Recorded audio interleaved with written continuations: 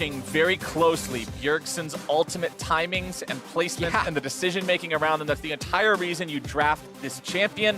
Bjergsen has, as I've already said in the past, showcased an ability to have a really good understanding of when somebody's in danger and when they're not, and how to get those ults off successfully. And him being able to save somebody from a Sleepy Trouble Bubble or a Leona CC chain, where one mid laner gets to spam everything and the other one doesn't. Dardoch is able to make sure he secures his Raptors so that blue buff difference ends up not mattering that much. And now TSM bringing the farm up top. This is a party. Broken Blade, he flashes into the face breaker, into the showstopper, and there you go. First blood for TSM. Dardoch summoning Shelly with 4 people here. They're going after the turret. Ben does a good job utilizing the ulti to keep the minion wave away. Biofrost already going to be killed here in retaliation. Over the wall goes Blabber. He's able to find the damage onto Dardoch. It's a 2-for-1 for C9. Shelly gets 2 plates to make the gold come out even, but C9 bites back. There was about 4 seconds where it looked like TSM was winning. Right after they get first blood, you're like, they get first blood, Leona ultimate and MF ultimate to get the win, and that fighting up top will continue while Blabber takes the Drake. Vulcan's in a bad spot here. TSM going to be bringing in another body here through the TP. Vulcan gets himself away. It's Licorice underneath the turret. Turret still has 1.5 plates worth of HP. TSM with 4 members here in the top side. Vulcan thinking about whether or not it may be worth to try to help his ally.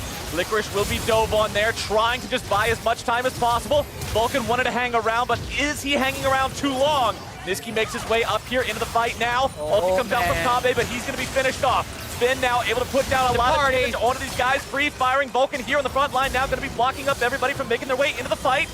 Into the stasis he goes. Still there in vulnerable range as there comes your showstopper, but the show is stopped for set. Dardoch's underneath the turret. Biofrost very low.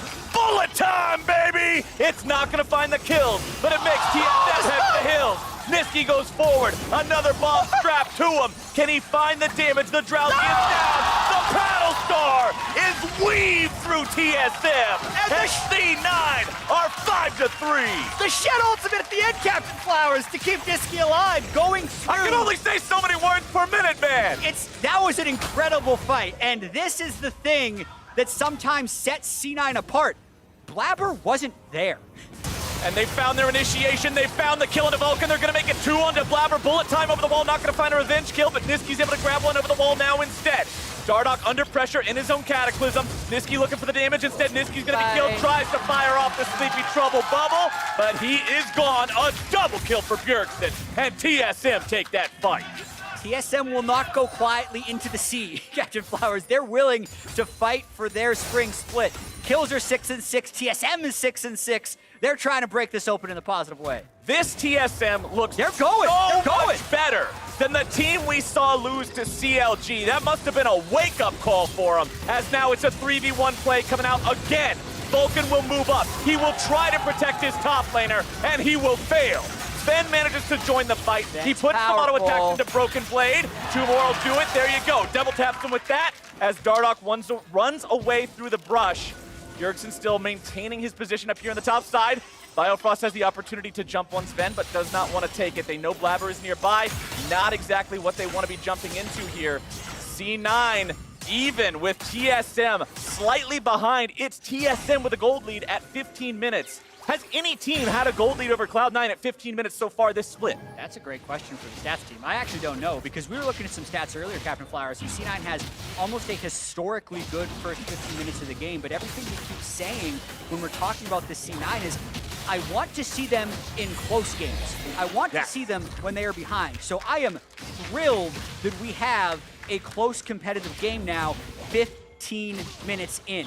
Pay attention to where the goal. Usually teams that give up the first 2 Drakes, which is something TSM has done a lot this split in trying to keep gold close or get an advantage, you want to fight over the 3rd. So right now, Ocean Drake up. Bjergsen has a good amount of power right here. Let's see them fight. Niski goes for some early damage before the fight begins. Vulcan's going to be the man on the front line here yet again. That's normally where he wants to be. Bullet time coming out, but into the back line goes Broken Blade with the showstopper. So much CC, so much damage. TSM will crush Cloud9 into the dirt. A triple kill for Kobbe. And he's going to have the Zillion to keep him alive in the late game. That's the fight they needed to break this game open. This game's so fast, Captain Flowers, I didn't quite see the setup for that, but it did look like they were able to find multiple C9 carries and get vision control. And it's just making it riskier and riskier for C9 to defend this only once fell mid lane tier 1 turret. What I want to see here from Cloud9 is utilizing this Zoe and this Lee Sin. Try to find yourself a pick opportunity as TSM pushes up and takes more of these turrets. Kabe eats the damage. Tier 1 mid in some trouble. Sleepy Trouble going out, going down. Mid turret falls for the second time here. This split, Zillion ulti coming through, and that's a very clutch save. Vulcan's gonna die here yet again as more damage goes through from the side of Cloud9. Oh, he's still alive. Still not enough. Oh my God. Wombo combo! Licorice is the only man standing. Good God, these TSM team fights are a thing to see. This is looking more and more like C9's first loss of the decade, as well as the spring split, Captain Flowers. They just keep going. Every time C9 has tried this split, it has worked. They have out-team fought every single opponent. It does not look like that is working today, as TSM win another team fight and to take Baron against C9, all split, and they're looking to be the first ones to defeat them. A team that has fallen from grace since their years of domination, fighting for one of those titles they established a while back, one of those streaks that they were able to have running for so very long. We'll see if they can stop that Cloud9 war machine. It's looking good. Broken Blade, making sure those minions stay enchanted there in the mid lane. They take down that tier 2. The gold lead gets to almost 7,000 here now. Baron still with 60 seconds left to go. Don't want to say must win for TSM, but this week, when you looked at it on the calendar, was a huge test. They play C9 today, and they play FlyQuest as well, the top 2 teams in the LCS. They need to win these games, and they need to make this Baron count. Well, here it goes. Vulcan and the rest of Cloud9 are deciding they're going to fight here at the tier 3 turret. Niski's in trouble, and with your mid laner already down, it's never a good sign. Dardoch has fallen on the side of TSM. It is a 4v4. Cloud9 contemplating, do they want to continue fighting here or just let the inhibitor go? Looks like letting that inhibitor fall is the choice, and it's an even trade. So 1 for 1, but the inhibitor goes over to TSM. They'll take it. That's now a 14-stack Medjai's on Bjergsen and a 3-item Kabe. So they're confident they're going to be powered up for the next fight. I think the biggest things to look for in the upcoming fights is just Bjergsen's health bar.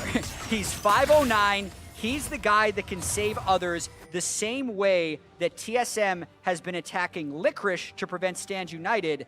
C9 need to attack Bjergsen to prevent the Chrono Break. There's no cleanse, there's no QSS, there's no Mikhails. If somehow Vulcan or Licorice's Shen or Blabber's Lee can get an engage onto Bjergsen, I think that's the only way C9 comes back here. But it must be flawless. Even a fraction of a second that you give him to cast his R. Spells have a 0.25 second cast time in League of Legends.